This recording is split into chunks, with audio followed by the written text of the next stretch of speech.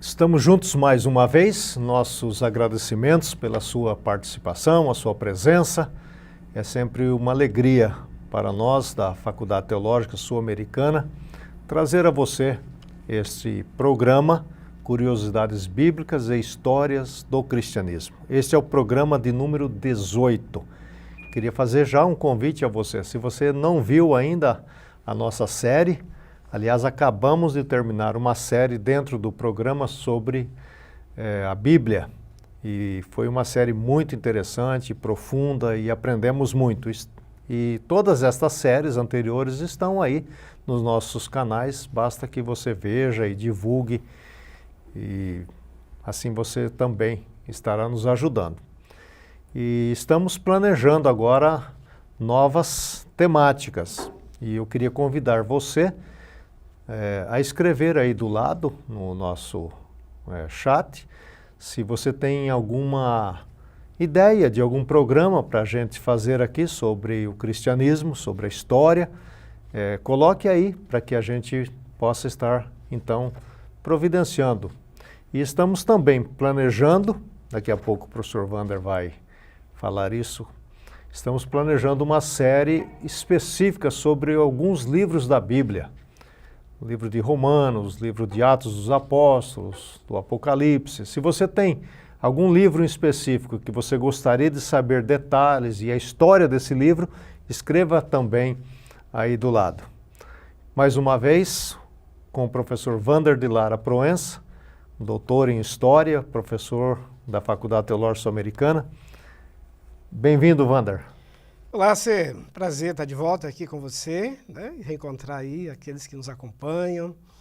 E destacar duas coisas que você mencionou nessa abertura. A primeira, da alegria de ter o acompanhamento de pessoas das mais diversas denominações, pertencimentos religiosos. A gente é acompanhado não só por evangélicos, protestantes, mas católicos que participam, pessoas que às vezes nem têm um vínculo religioso, mas que também participam, mandam mensagens, querem saber detalhes, pedem sugestões de material.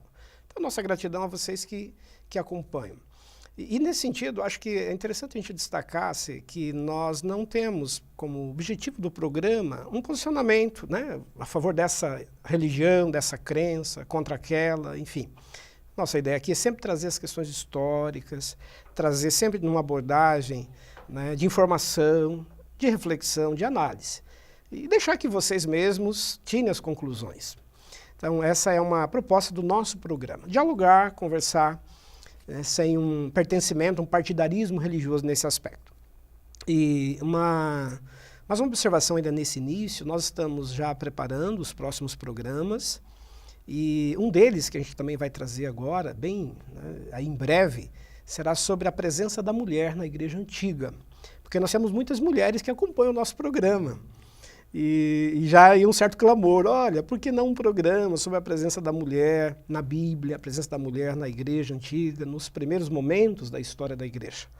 Então, aguarde aí que a gente vai trazer em breve um programa específico sobre isso.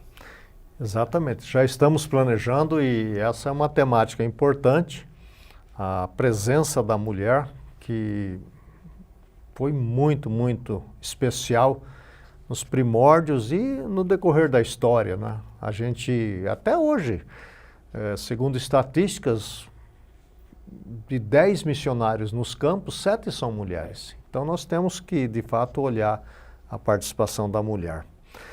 Wander, hoje nós vamos falar de um tema que está na mídia constantemente e é um tema que vem desde os tempos bíblicos e que perdura até os dias de hoje. A Terra Santa, disputa entre judeus e muçulmanos, né, sobre aquele local em específico, chamado Terra Santa, que na Bíblia também conhecemos como a Terra Prometida. Então vamos começar sobre essa temática e vamos ver por onde caminhamos. Isso. Então essa expressão, por exemplo, Terra Santa, né, às vezes a gente vê alguma propaganda de viagem a Israel, dizendo visite a Terra Santa, né? Até hoje é usado esse nome. O que significa essa expressão Terra Santa? Legal, começar por aí, né? Questão bem importante. Então vamos pensar numa geografia, num território, que foi inicialmente ocupado por povos que precederam os próprios judeus naquela geografia. O nome Palestina vem dos fenícios que ali habitavam, depois terra de Canaã, os cananeus que lá estiveram.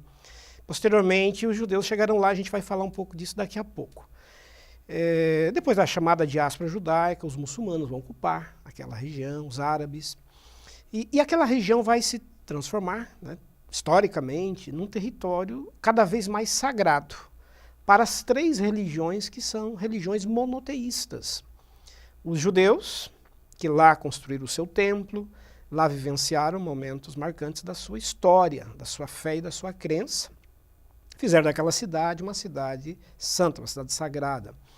Os muçulmanos, que também irão para lá no século VII, depois de Cristo, e também vão transformar aquele território num território sagrado por exatamente um significado que Maomé vai atribuir à cidade de Jerusalém. Daqui a pouco vamos falar mais sobre isso.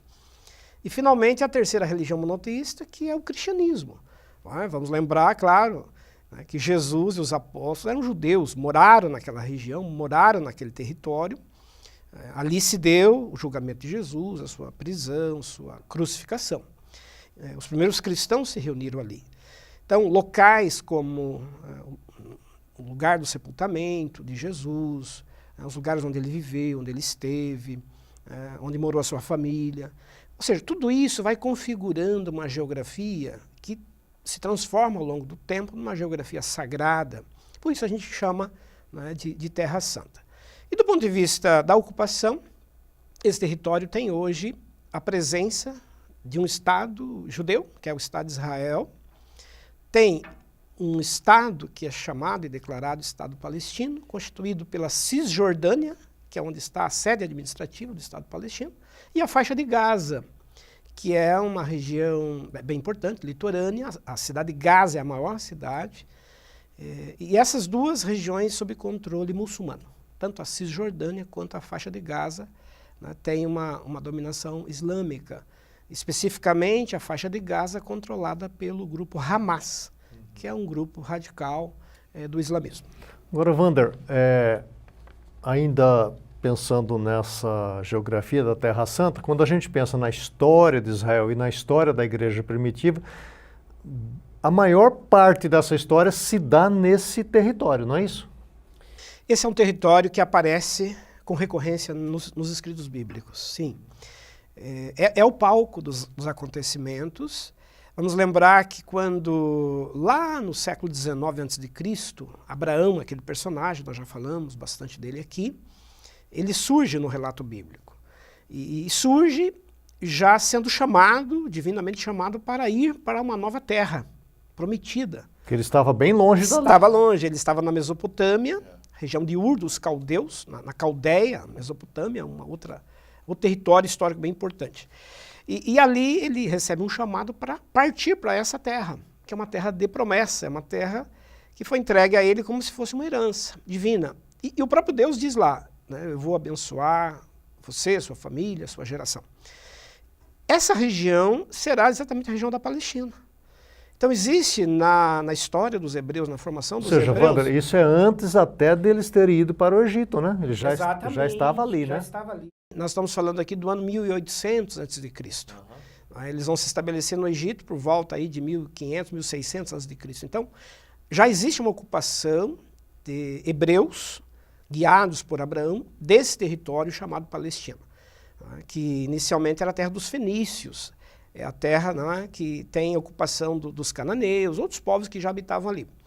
E depois os hebreus vão para o Egito, passam por todo aquele período de escravidão, que nós já estudamos aqui também, e finalmente serão, né, reconduzidos por Moisés, por volta do ano 1200 a.C., para fazer um retorno à Terra Santa. Então eles voltam do Egito, voltam do exílio, ou do templo. Para onde eles já habitavam antes, né? Perfeito, para a terra já de origem. Então, por isso, a importância dessa região, dessa geografia para os judeus. E é muito... eu acho que é sempre oportuno lembrar, o povo judeu é um povo que tem uma cidade como uma cidade sagrada, que é a cidade de Jerusalém, porque ali vai ser construído o templo, por Salomão, e esse templo é o local do sacrifício, do culto, é o lugar onde estaria a morada de Deus, de acordo com a crença judaica. Então, os judeus, eles têm um vínculo de pertencimento a essa terra. É um povo que se vê apenas como pertencente àquele lugar. Eles não são donos da terra, é como se a terra fosse... Eles fossem propriedade dessa terra, pertencência a ela. E o templo, né, que é um lugar sagrado. Então, do ponto de vista histórico, para os judeus há uma relação de promessa, né, de vivência dessa relação divina. A identidade deles está ali. Né? A identidade está ali. Então, por isso, extremamente importante do ponto de vista histórico. Então, você já deu algumas dicas assim, mas de forma mais didática e específica, quando eles se estabelecem nessa terra aí, para falar, essa terra é a Terra Santa? Ok, então, reconstruindo aqui cronologicamente essa ocupação. Então, em 1800 a.C., Abraão, lá na Mesopotâmia, recebe o chamado divino para ir para essa terra. Eles vão, ocupam, permanecem lá, enquanto família. Era um clã, uma tribo, né, uma grande tribo. E ali vão ficar até por volta do ano 1600 a.C. Vão ficar por uns 200 anos, um pouco mais, quando então começa aquela experiência de ida para o Egito. Né, com José, depois os irmãos. Por causa da fome, né? Da fome, e finalmente eles vão se estabelecer no Egito. Vão permanecer no Egito por um período longo e depois, por Moisés, serão guiados para uma volta, um retorno. Em 1200 a.C., eles voltam à terra, né, que é a terra da Palestina, a terra de Israel, e se organizam ali inicialmente em tribos, sob o governo dos juízes, e aí por volta do ano 1000 vem a monarquia, vem o primeiro rei, e depois a história, né, segue com eles vivendo e ocupando esse território de forma bastante organizada politicamente em tribos, e mais debaixo de uma monarquia. Vem os exílios, né, nós tivemos 2 grandes exílios, um no século 8 a.C., já falamos aqui em programas anteriores. Vem o exílio da Babilônia no século 6 a.C., então os judeus vão ser dispersos, serão levados para terras estrangeiras. Mas sempre depois dos exílios eles voltam, porque para eles é muito difícil ficar fora desse lugar. Porque, como dissemos, ali está o templo, ali está o local da crença, da fé, da revelação divina, ali estão sendo produzidos os seus livros sagrados. Então, para os judeus, sempre foi historicamente muito importante fazer o caminho de volta para a sua terra, para o seu território. Especialmente o sul, né? Exatamente, especialmente o sul. Porque o norte vai cair, né, no século 8, com o reino do norte, as 10 tribos, mas o reino do sul, centrado em Judá e Benjamim, vai sobreviver, vai permanecer como a grande identidade, a grande etnia, né, hebraica. E a Terra Santa é tão importante para os judeus que durante as grandes festas que eles faziam, judeus do mundo todo iam para lá, nas suas peregrinações. Um exemplo bem pontual, nos dias de Jesus, a cidade de Jerusalém possui em torno de 60 mil habitantes. 60 mil. Claro, para a época uma cidade até considerável em termos de população. Na época da Páscoa, essa população ia para 120 mil pessoas. Dobrava. Judeus do mundo todo iam para lá para visitar os locais sagrados, fazer os ritos do templo, fazer as purificações. Então, todo judeu, mesmo morando fora de Israel, espalhado por todo o mundo antigo, na primeira grande diáspora do exílio, eles têm um sonho de visitar a cidade pelo menos uma vez na vida. Então, essa ideia é que todo judeu deve ir a Jerusalém pelo menos uma vez na vida, para estar lá, né, e vivenciar a sua fé. Então, historicamente, é uma cidade muito importante para os judeus por conta dessa trajetória, né, de relação com o sagrado, com o divino. E a gente ainda vai retornar a essa temática daqui a pouco com outras perguntas mais específicas, Walter. Isso. Agora, como você falou dos judeus, né, em relação à Terra Santa, os muçulmanos também têm esse apego a esta mesma terra. E isto se dá qual é a história desse povo em relação a essa terra?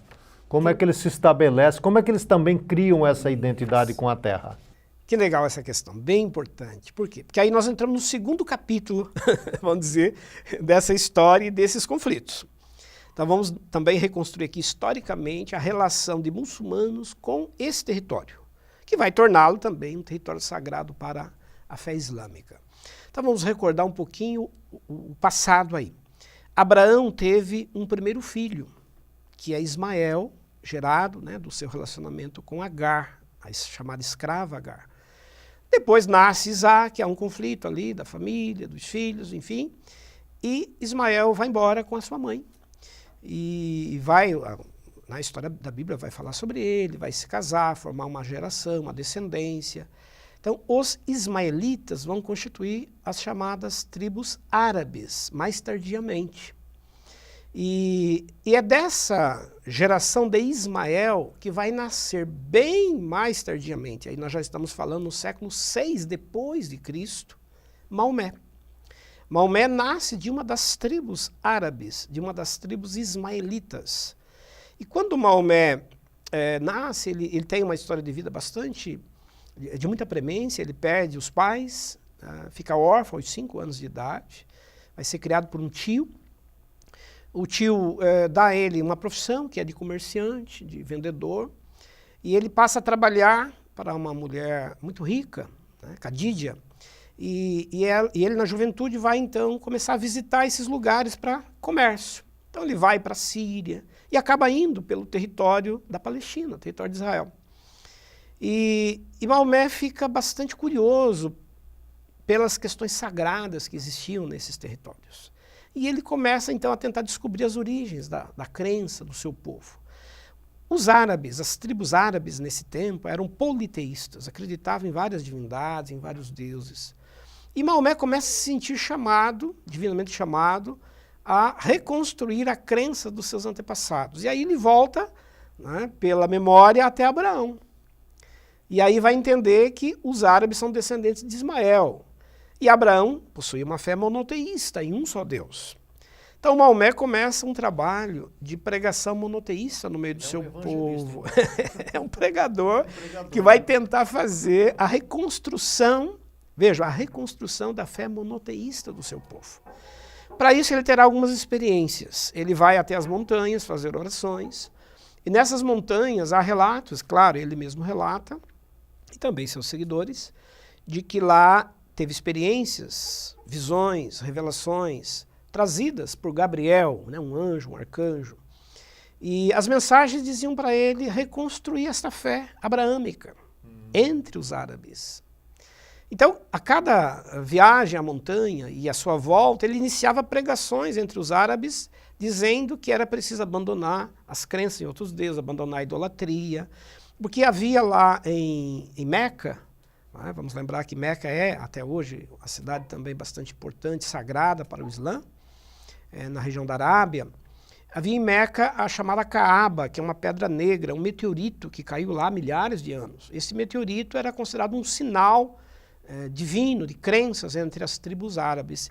E havia uma certa veneração, né, a esse local. Então Maomé começa a retrabalhar isso nas suas pregações, dizendo que aquele meteorito, aquele objeto ali, não era para ser venerado e nem adorado. Aquilo ali era um símbolo de que a fé monoteísta, a verdadeira fé, né, de Abraão deveria ser restaurada ali.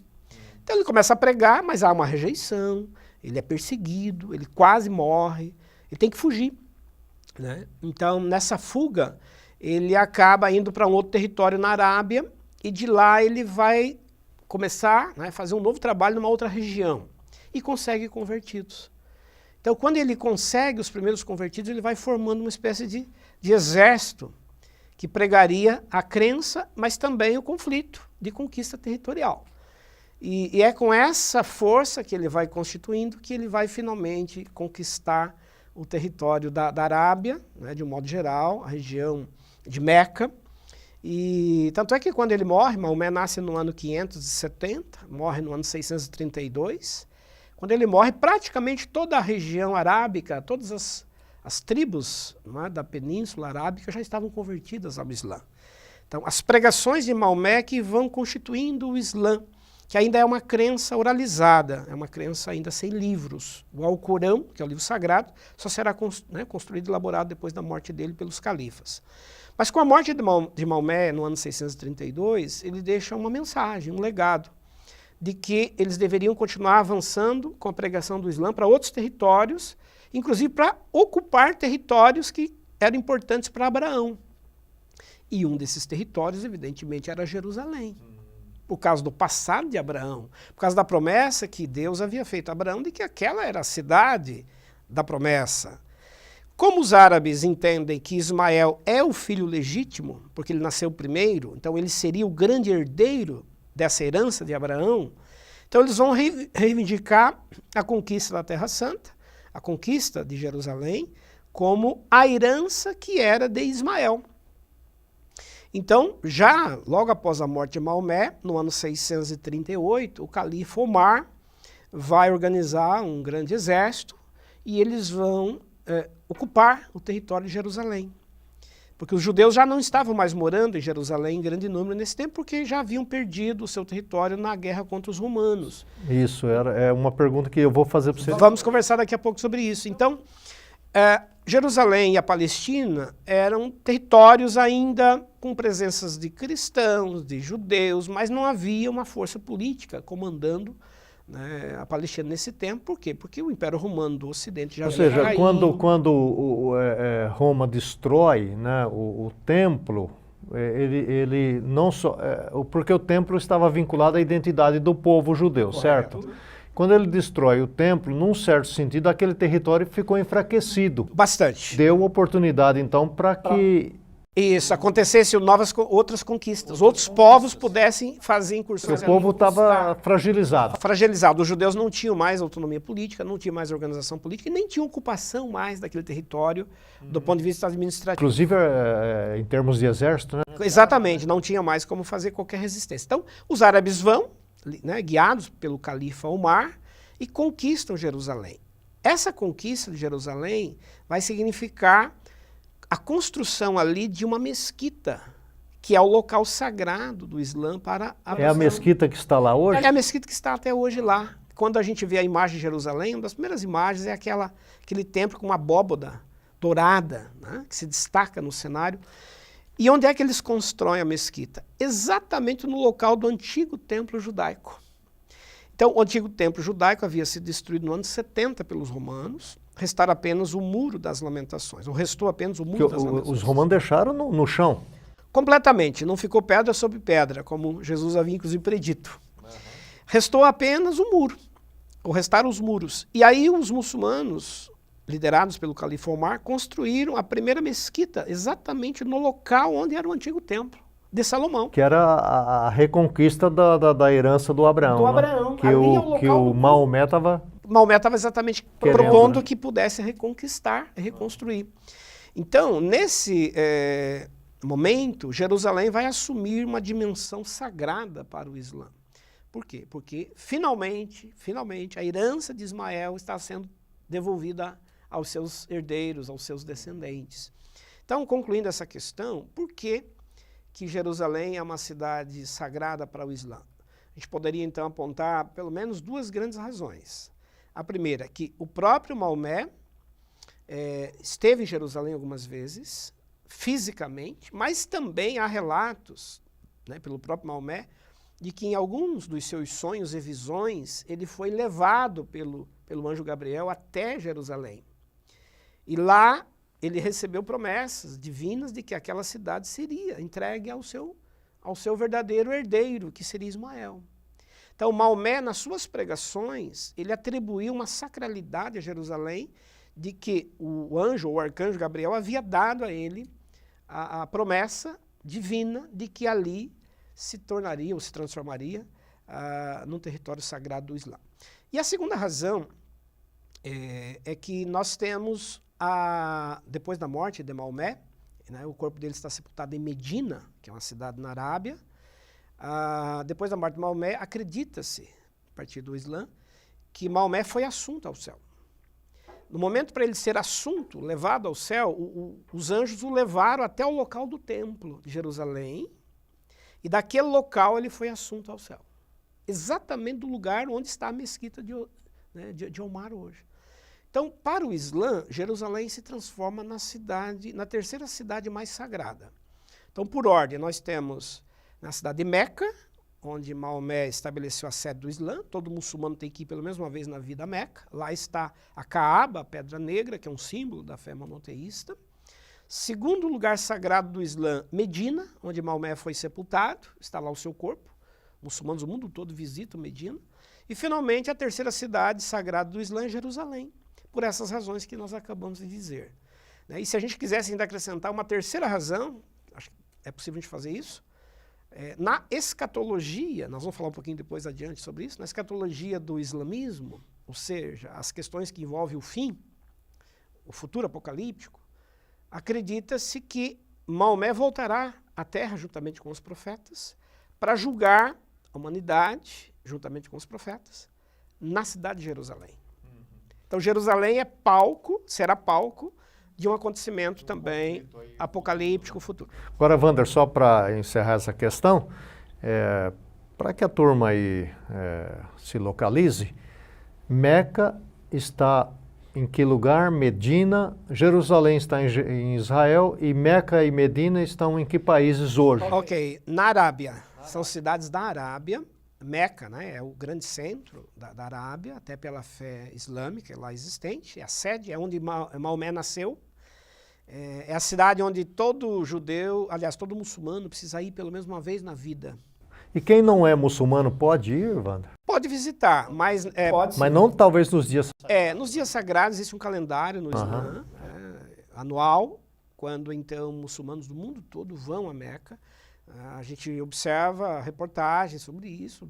2 milhões de muçulmanos, por exemplo, ocupando em condições normais. As imagens são impressionantes. Impressionantes, uma multidão, né, um mar de gente fazendo ali os ritos do Islã. Eles precisam circundar 7 vezes a Caaba, no sentido anti-horário, fazendo orações de arrependimento, de confissão de pecados.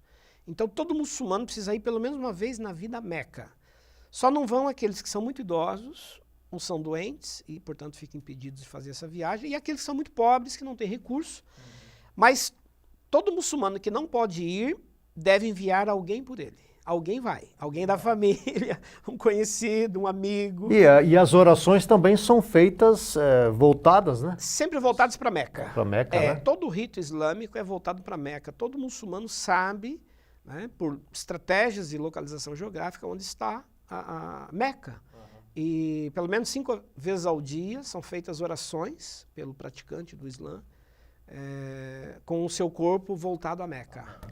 Então aí a gente vê a importância dos lugares sagrados, né? E a outra cidade que você falou, né, Medina, também na Arábia. Também na Arábia, São 2 né? cidades da Arábia.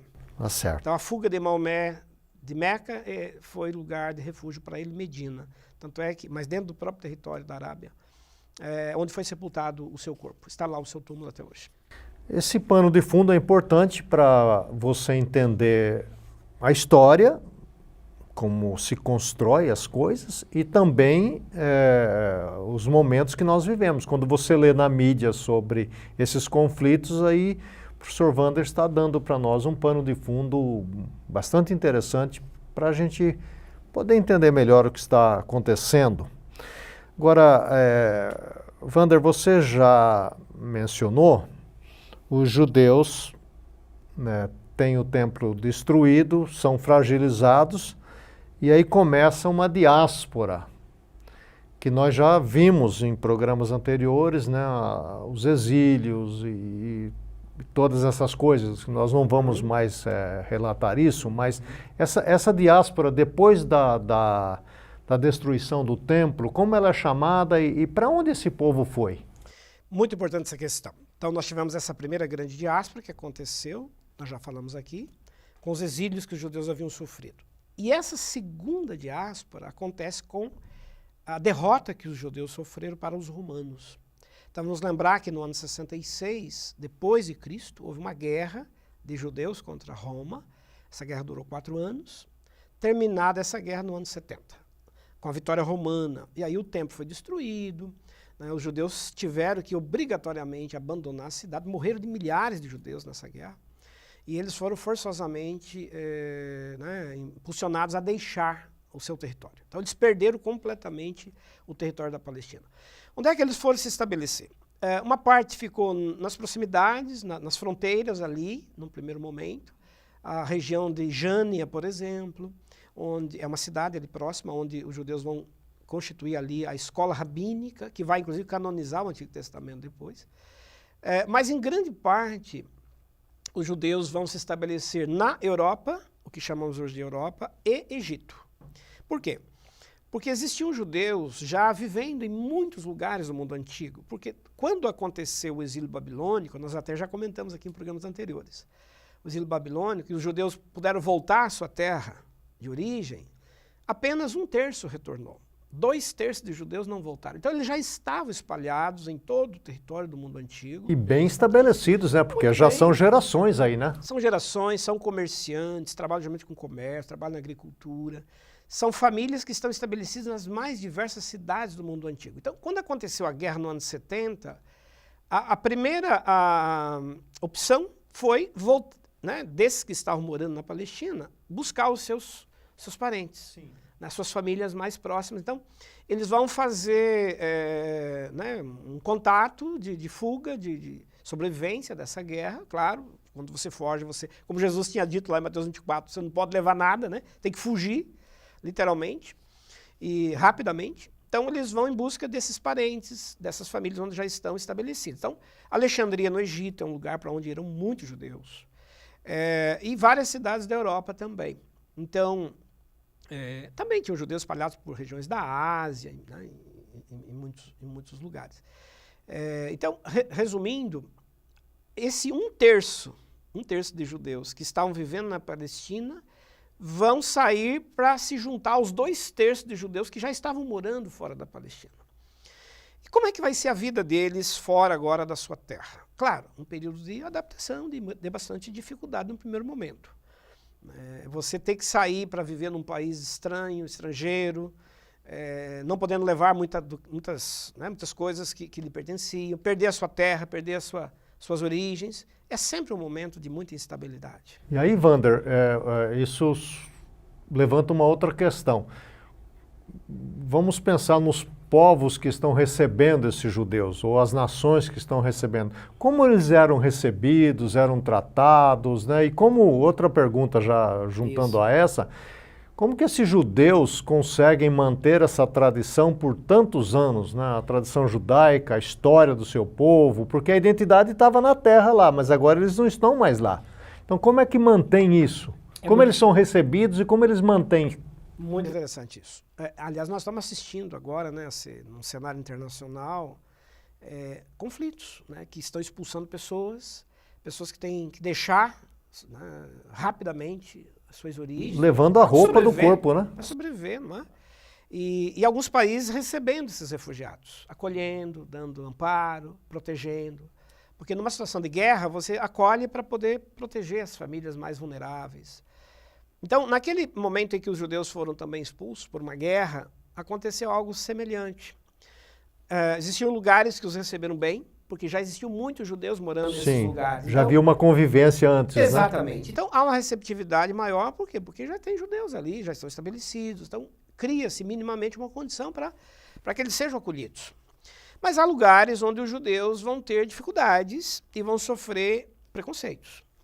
O que vai, historicamente, dar origem ao que a gente chama de antissemitismo, que é um preconceito contra judeus, uso de fala semítica. Vamos lembrar que os judeus falam a língua semítica, que é a língua de Sem, aquele personagem da Bíblia lá.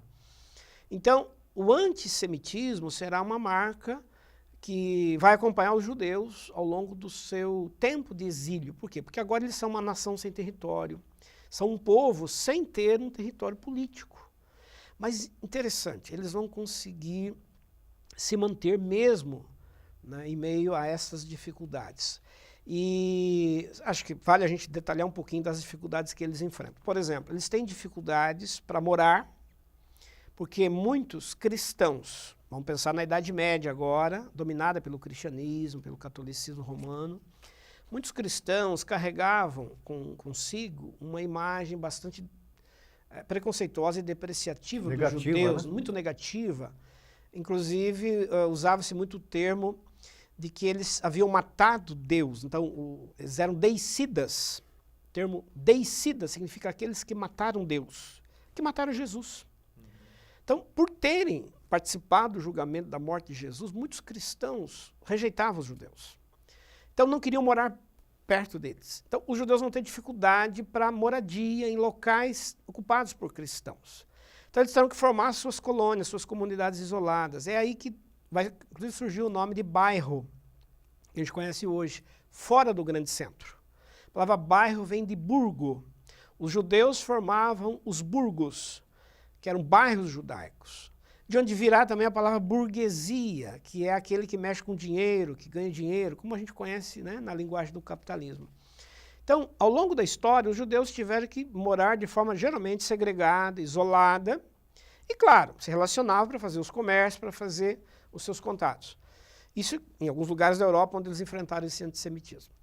E tiveram muitas dificuldades com a sua crença. Né? Havia perseguição, intolerância por parte de um cristianismo mais institucionalizado romano, justamente porque se dizia que os judeus não aceitavam a Cristo. Em muitos países os judeus foram forçosamente, né, foram obrigados a se converter à fé cristã, se converter entre aspas. Isso na Península, por exemplo, Ibérica, onde espanhóis, portugueses, obrigavam os judeus a professar a fé cristã, receber um batismo. Então nascem os chamados cristãos novos, que é um termo usado na história, para identificar judeus que teriam se transformado em cristãos. Só na superfície, né? Só na superfície. Eram cristãos apenas aparentemente. A igreja nunca aprende isso, né? Que não adianta forçar a barra. Não né? adianta você fazer uma conversão forçada. E eles continuavam, por exemplo, iam aos ritos católicos, cristãos, mas continuavam praticando, né, na casa, no ambiente doméstico, o seu culto, o seu A mesma rito. coisa se deu, guardadas as proporções, quando trouxeram o povo da África e forçaram a ser cristão. Sendo batizados, convertidos, convertidos, mas... Eles iam na missa, né, no caso dos africanos, no domingo e na sexta-feira, ou nos demais dias, faziam os seus ritos sagrados. Exatamente. Então os judeus, durante todo esse tempo, continuarão fazendo, né, mantendo seus costumes, guardando o sábado, praticando circuncisão, que são elementos bem importantes da sua identidade. E aí, assim, a gente pega a outra parte da sua pergunta. O que manteve esse povo judeu durante séculos? Porque eles só vão começar a voltar à sua terra no final do século XIX. Muito tempo, né? Muito tempo. São aí quase, praticamente 20 séculos de diáspora, de dispersão pelo mundo antigo, né, pelo mundo antigo, o mundo medieval e o mundo contemporâneo. Então, o que os manteve unidos durante esse tempo? Se a gente pudesse destacar aí pelo menos 3 ou 4 questões, a gente poderia dizer, primeiro, a crença monoteísta. É um povo que não abre mão da sua fé monoteísta. Um só Deus. Ao longo da história, ao longo... Ainda resultado dos exílios anteriores, né? Exatamente. Fortalecido durante aquele tempo em que eles também foram provados a ter que crer em outras, não é, deuses e divindades, e eles se mantiveram firmes. Um segundo fator, a sinagoga. Já falamos de sinagogas aqui em programas anteriores, se você não assistiu pode ver lá, que são os locais onde os judeus se reúnem para fazer o seu rito, o seu culto, ensinar a lei, praticar a hospitalidade, o serviço social.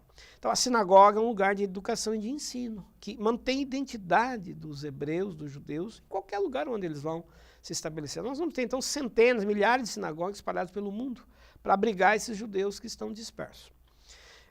Um outro fator, a circuncisão. Eles continuam mantendo o rito da circuncisão, que é um rito identitário, que une esse povo, que mantém esse pertencimento. E talvez um quarto fator, o casamento, só entre eles. Só se casam entre si. Claro, há exceções ali e aqui, mas, de modo geral, eles se casam né, entre membros do próprio povo, e isso assegura duas coisas importantes, a identidade, a linhagem, né, genealógica, e assegura também a língua, a fala da língua, do idioma. Então, por mais que os judeus se comuniquem, claro, conversam com os demais países e povos onde eles estão estabelecidos, eles têm a língua ainda. A língua hebraica ela é mantida e ela é preservada no ambiente doméstico, no ambiente familiar, no ambiente do convívio das cerimônias. O livro, né, a Torá, a lei, que vai ser mantida ali como a leitura sagrada em hebraico. Então, são elementos que asseguram uma identidade, um pertencimento que vai fazer desse povo um povo sobrevivente. Vamos lembrar que na Segunda Guerra Mundial, a gente vai falar daqui a pouco um pouco mais sobre isso, 6 milhões de judeus são dizimados. 6 milhões, né, pelo nazismo na Segunda Guerra Mundial. E eles sobrevivem. Não é? Eles ressurgem, se reconstroem. É impressionante nesse sentido, né, Wander? Porque nós estamos falando aí de gerações e gerações e gerações que mantêm a tradição religiosa, mantêm a língua, e você fala da importância do ensino da sinagoga, né? Eu queria só fazer um ponto aqui, o quanto nossas igrejas estão se afastando do ensino. A gente que tem um pouco mais de idade, né, eu mais que você, me recordo com carinho da escola dominical, em que a gente ia, toda a família ia para a escola dominical, estudar, aprender. Hoje as igrejas não valorizam o ensino, é muito superficial, é uma coisa assim, não dá nem quase para descrever, fica na dependência de um culto que muitas vezes quem vai dirigir o culto ou vai pregar nem estuda profundamente o texto, nem faz assim um preparo, né, Wander? Pouca instrução, né? Pouca instrução. E aí não é de se admirar que já temos então um cristianismo nominal, aqueles que nós hoje chamamos, né, ou se chamam, os desigrejados, ou seja, nós não estamos conseguindo conservar nenhuma geração de convertidos, né? E quando se compara então com esses judeus, que estão aí quase, vamos pensar, 2000 anos, né? E mantendo isso de forma firme, viva, fica para nós aí, para você que dirige uma igreja, que é líder, fica um desafio para nós profundo nessa exposição que o professor Wander acabou de fazer. Vamos recuperar o ensino, vamos, se a escola dominical não é mais a maneira, vamos criar outras formas, grupos, nos lares, nas casas. Né? Tem as células, mas as células, eu tenho visto células que o pessoal vai lá para ficar conversando, depois tomar refrigerante, comer um bolo e coisa. E muitas vezes as pessoas das células nem estão preparadas para dirigirem aquelas células. E nesse sentido, então, quero desafiar você a recuperar a tradição nossa, protestante, evangélica, do ensino da palavra de Deus. Fundamental, assim, me permite uma parte nisso, o ensino, o conhecimento, a formação, ninguém toma, é a base de sustentação. E você bem coloca, os judeus, eles levam a criança recém-nascida já para começar, né, a ter o hábito de ir às sinagogas. Depois, toda a instrução, todo o ensinamento dado a essa criança, em casa e na sinagoga. Então, essa criança que pertence ao povo judeu, ao povo hebreu, vai crescer firmada, fortalecida nessa crença. E é o caso da escola dominical, né? É a criança que começa com a criança, a família toda e a criança sendo instruída na crença, né, no ensino. É verdade.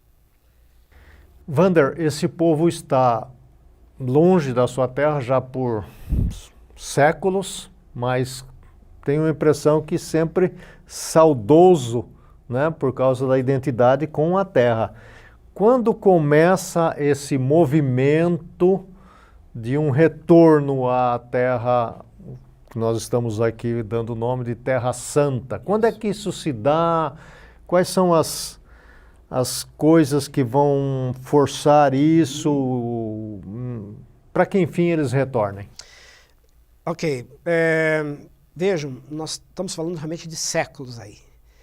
Porque somente no final do século XIX, é que judeus vão começar a planejar, né, a desejar um retorno ao seu território. Como você bem colocou assim, claro que isso sempre foi um sonho acalentado por eles. Eles nunca se conformaram em ficar fora do seu território. Aquela é uma terra sagrada, aquilo lhes pertenceu. Mas durante séculos esse território ficou ocupado por outros povos. Então vamos lembrar que a Palestina, depois de ser tomada pelos muçulmanos, no século VII, nós já falamos aqui, pelo califa Omar, ela vai ficar sob controle islâmico, muçulmano, até o século XX, até a Primeira Guerra Mundial. É muito tempo também, de 1914, né? Muito tempo. E principalmente o chamado Império Otomano, que é o Império Islâmico, que vai, né, por volta aí de ano 1200, 1300, ocupar aquele território e vai impor ali a sua, né, o seu controle político. E aí no final do século XIX, alguns judeus começam a fazer um caminho de volta, tentar fazer um caminho de volta. É um movimento que a gente chama de sionismo. Individualmente, eles começaram a voltar aos poucos. Exatamente, famílias, aos poucos. Né? Há um jornalista... Não era uma coisa organizada ainda, né? Há um jornalista húngaro, ele é judeu, e que começa um movimento que vai crescer na Europa, chamado movimento sionista. Sion vem da palavra Sião, que é um outro nome dado a Jerusalém, né? Onde está o Monte Sião, o Monte Sagrado.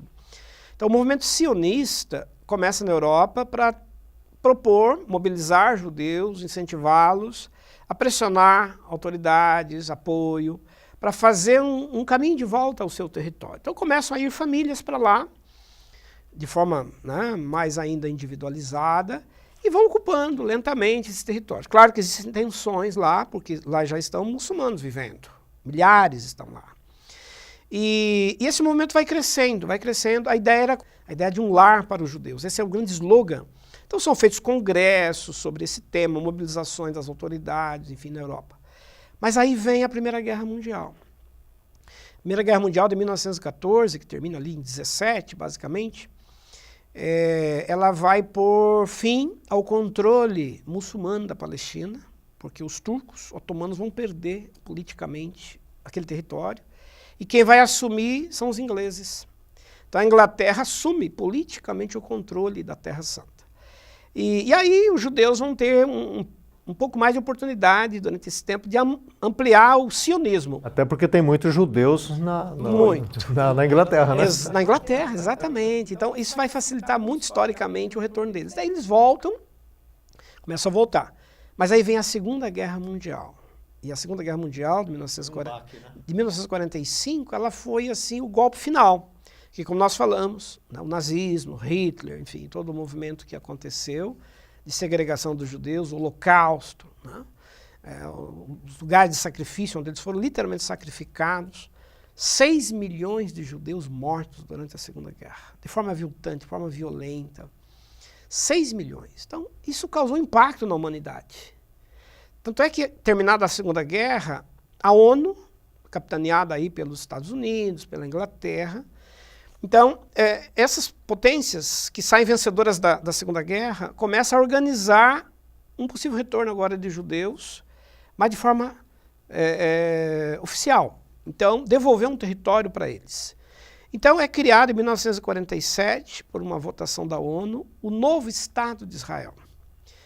Para criar o novo Estado de Israel, eles tiveram que pegar uma parte, claro, que estava sob ocupação islâmica, muçulmana lá. E para a gente ter uma ideia do território, 55% do território ficaria com os judeus, né? E os outros 45% com os muçulmanos. Claro que isso causou uma polêmica, os muçulmanos não aceitaram, mas a ONU oficialmente aprovou. E em 1948 foi então criado, né, o Estado de Israel, o novo Estado de Israel, com uma nova capital, Tel Aviv, que é a capital política de Israel. Então, com a criação do Estado de Israel, começa um grande movimento, um afluxo de judeus indo para lá. Incentivados para ter uma terra agora, para ter, né, uma ocupação na agricultura, no comércio, reconstruir aquele território como o seu território. Como é que os muçulmanos viram isso? Evidentemente não aceitaram. Tanto é que, uma vez instalado o Estado de Israel, já no primeiro ano há uma guerra. Sírios, egípcios, iraquianos se unem, que são nações muçulmanas, se unem e fazem uma guerra contra o novo Estado de Israel que já está instaurado lá. Mas aí com o apoio dos Estados Unidos, com o apoio da Inglaterra, os judeus conseguem resistir, né, e vencem essa primeira guerra que dura um ano. Ao vencer essa guerra, 800 mil muçulmanos vão ter que ser desalojados. Expulsos desses territórios. Eles começam a perder aqueles 45%. Começa a perder, aquilo vai ser reduzido. E aí eles vão se concentrar ali em outros territórios, nas fronteiras, enfim. Mas foi instaurado o Estado de Israel. E aí nós vamos ter, em 1967, uma nova guerra. Então os judeus se vendo ameaçados, né, eles dizem que seriam invadidos, porque se imaginava que egípcios e sírios iriam invadir o território da Palestina. Eles fazem uma guerra de 6 dias e vencem essa guerra. E nessa guerra o que eles conquistam? Eles conquistam grande parte do território. Então, quase 80% do território agora vai ser dominado e conquistado pelos judeus. Então, toda a cidade de Jerusalém, por exemplo, passa a partir daí sob o controle judaico. Porque vamos lembrar, quando a ONU criou o Estado de Israel, ela demarcou. Então, uma parte vai ficar para os muçulmanos, que é onde está a região, né, da Cisjordânia, a faixa de Gaza, e a outra parte ficaria para os judeus. E 2 regiões ficariam como regiões internacionais. Belém, por causa dos cristãos, e Jerusalém, porque Jerusalém tem a mesquita islâmica, tem o Muro das Lamentações e tem também todo o simbolismo cristão. Tem uma cidade antiga ali que é ocupada pelos muçulmanos. Pelos muçulmanos. Há uma parte que é ocupada por eles. Eles têm um controle territorial ali. Então foi criado um acordo para que Jerusalém pudesse abrigar esses grupos diversos lá. Então judeus, muçulmanos e cristãos poderiam ocupar a cidade de Jerusalém, frequentá-la, estar ali. Por quê? Porque ali era um lugar sagrado, né, desde os tempos históricos. Bom, mas essa guerra dos 6 dias, ela mexeu na configuração. E muitos territórios novos foram incorporados ao Estado de Israel. E aí os muçulmanos foram cada vez mais confinados, segregados, refugiados, para ficar na faixa de Gaza e na Cisjordânia. Né? E os judeus ocuparam ali as colinas de Golã, onde estavam ali também muçulmanos, eles chegaram a conquistar por um tempo, a península do Sinai, que era uma fronteira com o Egito. Então essa guerra dos 6 dias, uma guerra muito rápida, mas que deu a Israel uma projeção e um controle territorial muito maior. Depois disto vem movimentos palestinos para reconquistar o território. Tentar recuperar um pouco, né? A autoridade palestina, com Yasser Arafat, nos anos 70, que cria a autoridade palestina. E é um movimento que foi crescendo ao ponto de agora, no século XX, haver uma proposta na ONU da criação do Estado palestino. Então, em 2013, né, dos 193 países filiados à ONU, 137 reconheceram o Estado palestino como um Estado, né, politicamente demarcado. Mas há resistência. A ONU oficialmente os recebeu apenas como visitantes e pertencentes de forma assim... Ainda não é oficial. Não é oficial, não oficial. Então, o Estado de Israel está estabelecido lá, cresceu muito geograficamente. A cidade de Jerusalém é uma cidade que tem essas divisões religiosas e sagradas, mas nós temos assim uma ocupação hoje bastante alterada daquela primeira geografia que aconteceu em 1948, quando eles voltaram para lá. Nós temos os assentamentos judaicos que ocupam territórios que são muçulmanos. Pedaços dentro do território palestino. Palestino, né? E temos muçulmanos morando também em territórios sob controle judaico. Então, isso é resultado dessa volta e desse retorno que os judeus fizeram a partir de 1948. Hoje moram na Palestina, no território de Israel, melhor dizendo, em torno de 8 milhões de judeus. A metade está lá, a outra metade está espalhada ainda pelo mundo. Nós temos hoje uma população de aproximadamente 16 milhões de judeus no mundo, 8 milhões estão lá. E os palestinos também são numerosos. Mas são lá. numerosos, são aí mais de 4 milhões, 4 milhões e meio, né, de palestinos ocupando a grande, faixa de Gaza. Não é pouca gente, não. É muita gente. Porque eles estavam lá, né? Tem que lembrar que eles eram 100%, 100%. certo? Eles ocupavam 100% daquele território. E hoje estão com uma pequena parte por conta dessas divisões que aconteceram aí no pós-guerra. Então, o professor Wander deu uma explicação aí do que aconteceu, né? O Brasil, inclusive, teve participação na criação do Estado, né? De Israel, né? Oswaldo Aranha, né? Que naquele momento presidia a ONU, foi um dos responsáveis para assinar o documento que reconheceu, né, em junho de 1948, o novo Estado de Israel. Então, os conflitos surgem, lógico, né? Porque num certo aspecto os muçulmanos são 100%. De repente você traz esse outro povo aqui, que o muçulmano está falando, eu não tenho nada a ver com isso. Não tenho. São gerações... Nós estamos aqui já há séculos, certo? E esses conflitos começam, mas não terminaram ainda, não é? Quais são os conflitos que a gente ainda vai perceber hoje em relação ao que está acontecendo lá? E a gente vê isso todo dia, né? Liga a televisão, conflito, um atentado, né, bombas. Vamos lembrar que os muçulmanos nunca, como você bem colocou, nunca aceitaram essa, não é? Essa separação, essa perda, esse recorte que foi feito nesse território. Vem lutando para reconquistar o que a ONU havia dado a eles, mas que depois os judeus alteraram a geografia e ocuparam. E é importante dizer que existem grupos radicais islâmicos que ocupam aquela região, como, por exemplo, o Hamas. O Hamas está estabelecido na faixa de Gaza, controla a faixa de Gaza. Então nós temos hoje o Estado palestino, com sede ali na região da Cisjordânia, mas que agrega também a faixa de Gaza, que é uma região muito populosa. Só que a faixa de Gaza está sob controle no dia a dia de grupos radicais islâmicos como o Hamas. Então, constantemente o Hamas e outros grupos fazem ataques ou tentam tomar territórios que eles dizem ser pertencentes a eles. Então, no dia a dia, as tensões entre judeus e muçulmanos, elas são né, frequentes e muito tensas. E aí, se você me permite, né, até fazer aqui uma pequena alteração na ordem, eu sei que você já esteve, né, pessoalmente em Jerusalém, já visitou esses territórios. E aí eu queria aproveitar essa conversa e bate-papo aqui.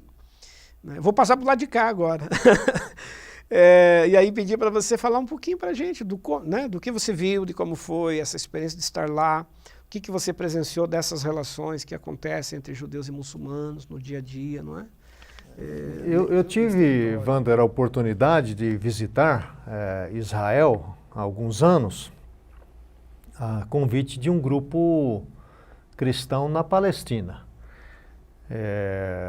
para uma conferência, e eu fui convidado a dar uma palestra, e estive então uma semana nesta conferência e uma semana a oportunidade de visitar um pouco o território de Israel. Como você destacou, a tensão é muito grande. Desde a hora que a gente já chega no aeroporto, você já sente que você não está num lugar comum a outros lugares que você visita, né? Se você visita aí outro país e tal, é diferente. A alfândega é diferente. É uma preocupação enorme. Com segurança. Com segurança. A segurança é um negócio... Eu nunca vi, em todos os países que eu já visitei até hoje, eu nunca vi algo similar. Para você ter uma ideia, você já no avião, 200 quilômetros antes de aterrissar, você já não pode mais levantar do seu assento. Dentro do avião, que está lá no céu. Não tem nada a ver ainda com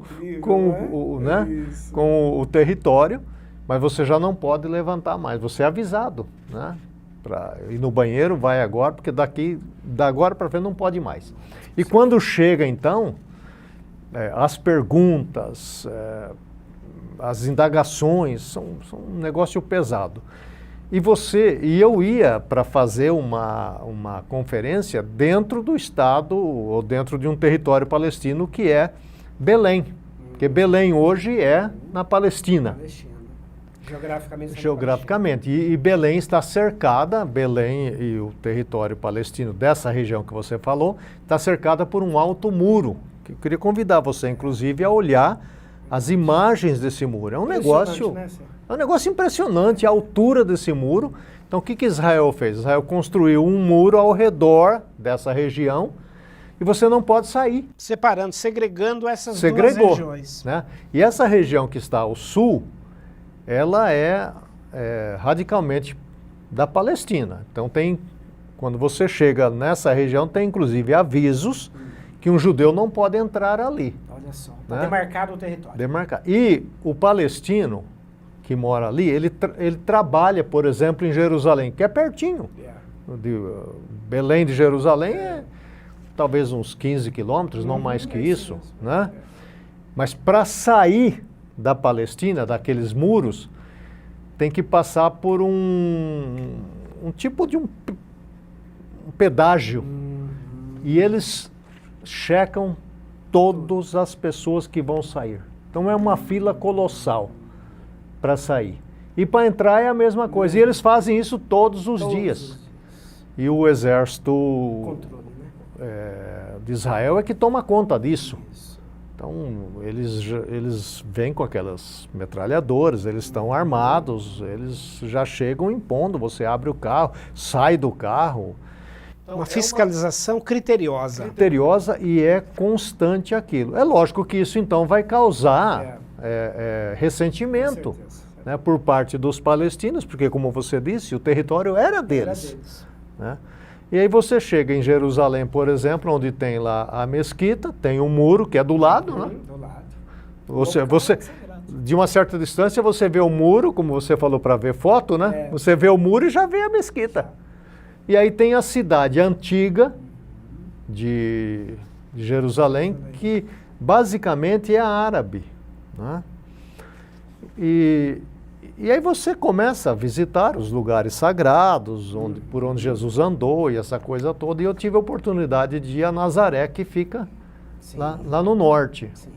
E quando você vai a Nazaré, já o clima é diferente, porque lá os judeus e os muçulmanos convivem.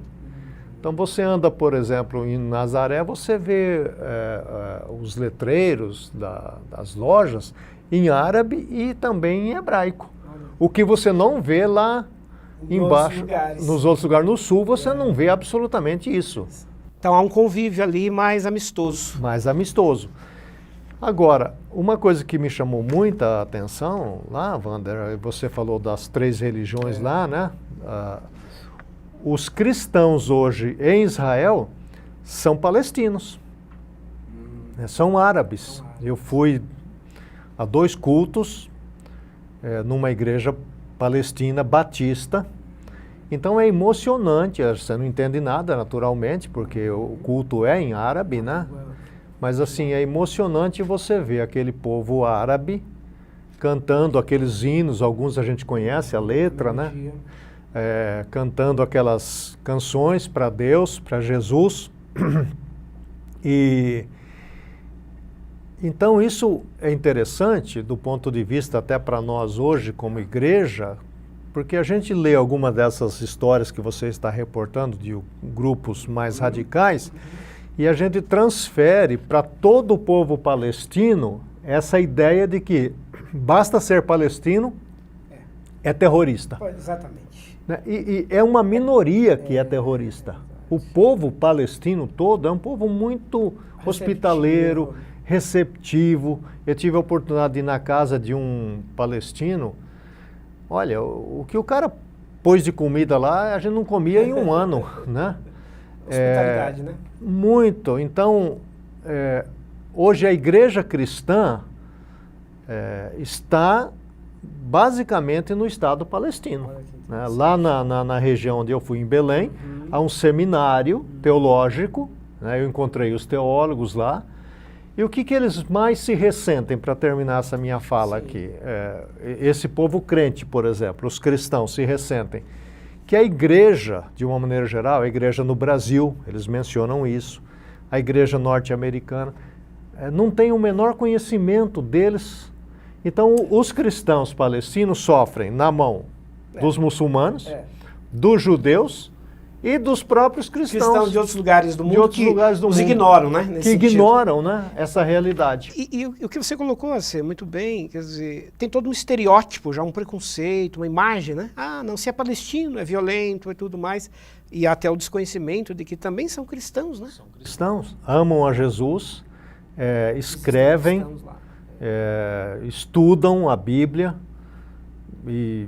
como nós fazemos aqui no Brasil. E para eles não entendem, por exemplo, alguém chegar lá com aquelas camisetas dizendo assim, eu amo Jerusalém, mas eles sabem que aquilo é para essa Jerusalém judaica.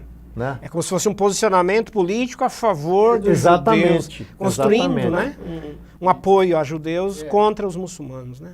Essa é a questão, né, que a gente acaba não entendendo, porque Israel hoje é uma nação política, não é o povo de Deus.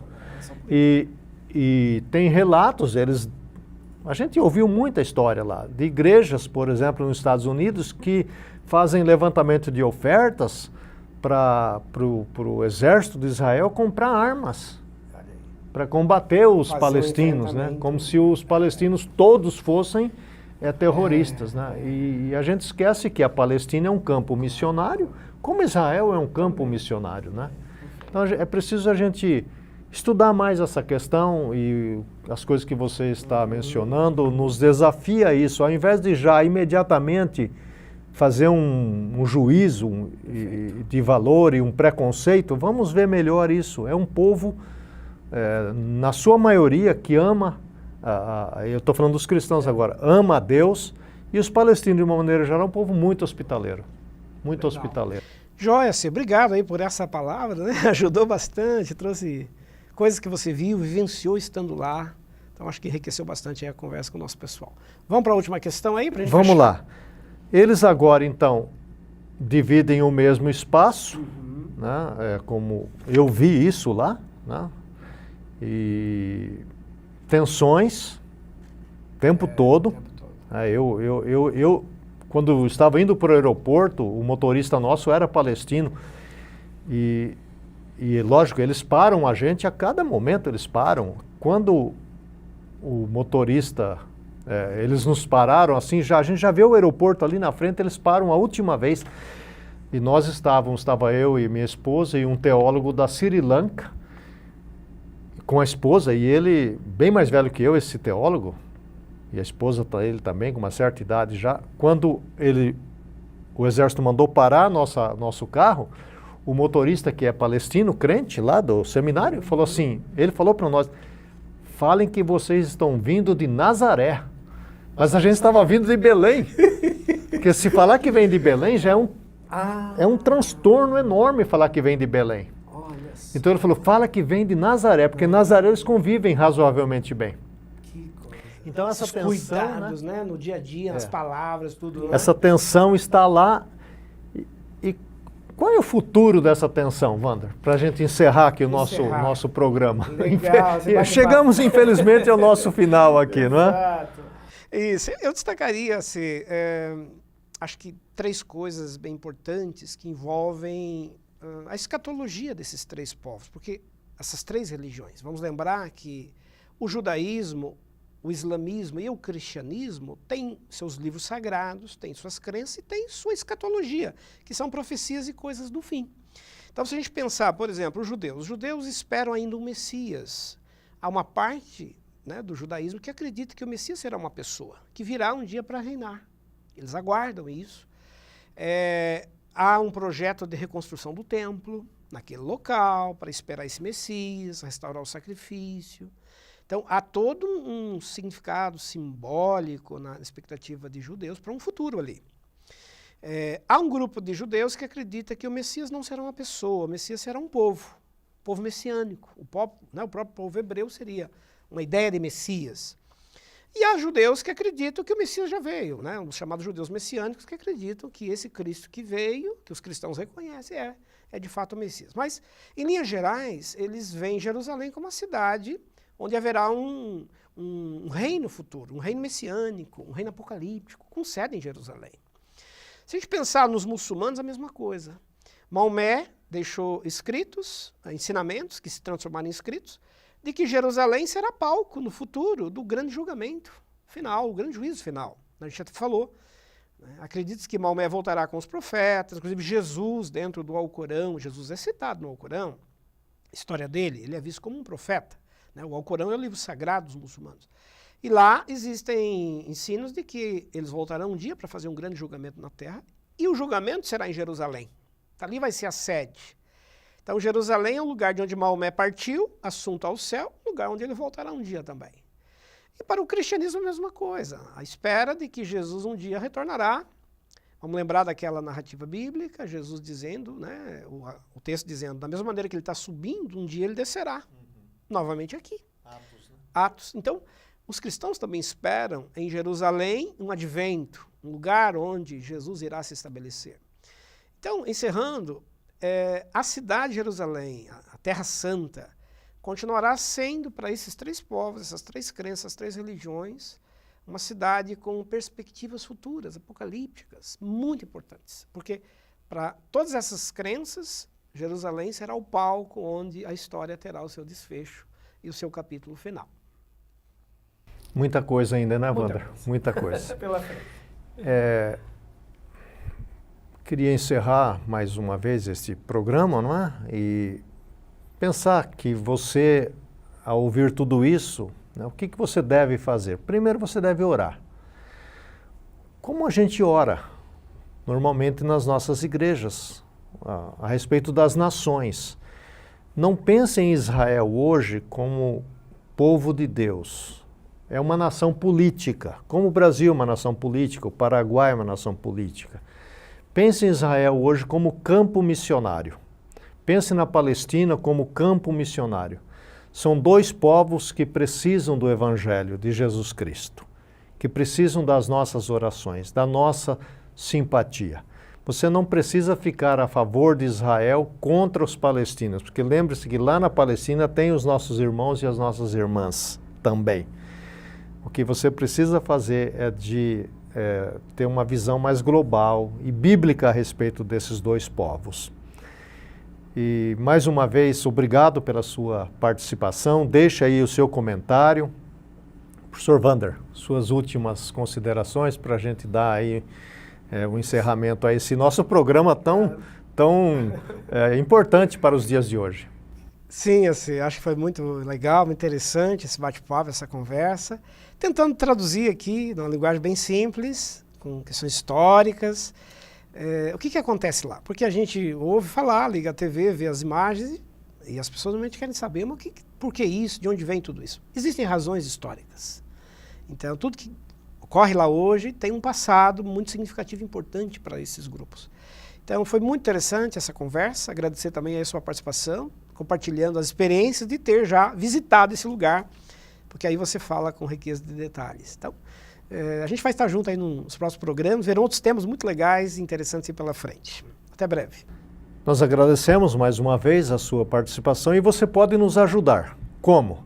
Divulgando este programa, curtindo. Quando você faz isso, o programa sempre está ali na mídia, ele está sempre retornando lá nas mídias sociais.